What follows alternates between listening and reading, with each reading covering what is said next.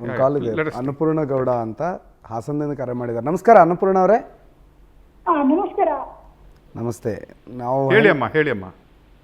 ನಮಸ್ಕಾರ ಸಾಹೇಬ್ರಿಗೆ. ಮಾತಾಡಿ ಅಮ್ಮ, ಮಾತಾಡಿ. ನಮಸ್ತೆ, ಮಾತಾಡಿ.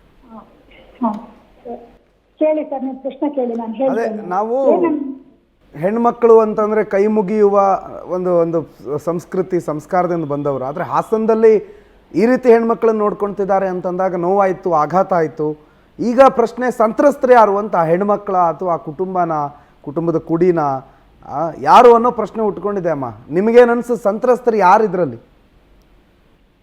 ನನಗೆ ಅನ್ನಿಸ್ತಿರೋದು ಸರ್ ಏನಂದ್ರೆ, ಈಗ ನಮ್ಮ ಹಾಸನ ಜಿಲ್ಲೆಗೆ ಒಂದು ದೊಡ್ಡ ಒಂದು ಸ್ಥಾನಮಾನ ಇತ್ತು. ಹೆಣ್ಮಕ್ಳೆಲ್ಲ ಅಲ್ಲಿ, ನಾನು ಕೂಡ ಹೇಳಿದೆ ಆಗ ಸುಮಾರು ವರ್ಷ ನಾನು JDS ಪಾರ್ಟಿನಲ್ಲ ಇದ್ದೆ ಅಂತ. ಅಲ್ಲಿ ಇದ್ರೆ ನಮ್ಗೇನಂದ್ರೆ ದೇವೇಗೌಡರೊಬ್ರು ಪ್ರಧಾನಿ ಆದವರು, ಆ ಮನೇಲಿ ಹೆಣ್ಮಕ್ಳಿಗೆ ಒಂದು ಒಳ್ಳೆ ಸ್ಥಾನಮಾನ ಗೌರವ ಸಿಗ್ತದೆ ಅಂತ. ನನಗೂ ಕೂಡ 2-3 ಒಂದು ಸಂಘಟನೆಯಲ್ಲಿ ಇದ್ದೆ, ರಕ್ಷಣಾ ವೇದಿಕೆಯಲ್ಲಿ.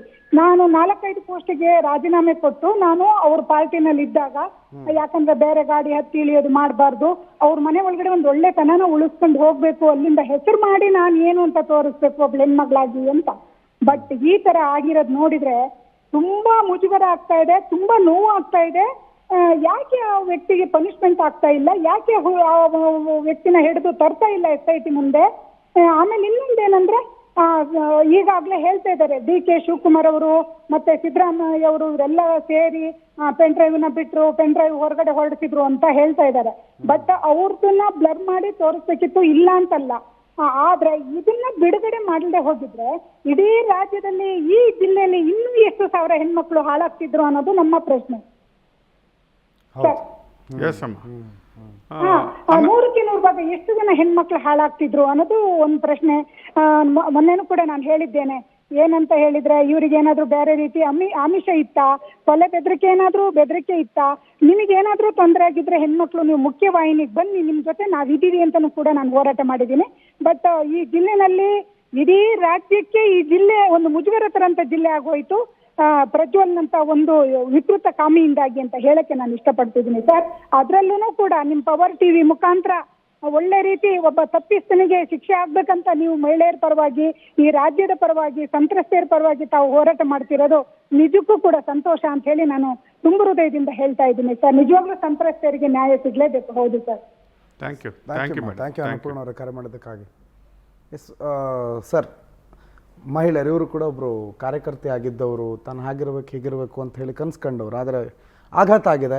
ಅಂದರೆ ಒಂದು 5-6 ವರ್ಷಗಳಿಂದ 7-8 ವರ್ಷಗಳಿಂದ ಇದೇ ನಡೀತಾ ಬಂತು. ಆದರೆ ಅದನ್ನು ಹೋಲ್ಡ್ ಮಾಡಿ ಇಟ್ಕೊಳ್ಳುವಂಥ ಕೆಪಾಸಿಟಿ 8 ವರ್ಷದಿಂದ ಅದು ಸ್ಫೋಟ ಆಗದೇ ಇರೋ ಹಾಗೆ ನೋಡ್ಕೊಳ್ಳೋದು ಕೇವಲ ಒಂದು ಕುಟುಂಬದಿಂದ ಮಾತ್ರ ಸಾಧ್ಯ ಆಯಿತು ಸರ್. ಅದಕ್ಕೆ ಸುತ್ತಮುತ್ತಲ ಒಂದು ಅವಕಾಶಗಳು ಕೊಡಬೇಕು. ಇವರು ಕಟ್ಟಿಕೊಂಡ ಕೋಟೆ ಆ ರೀತಿ ಇದೆ.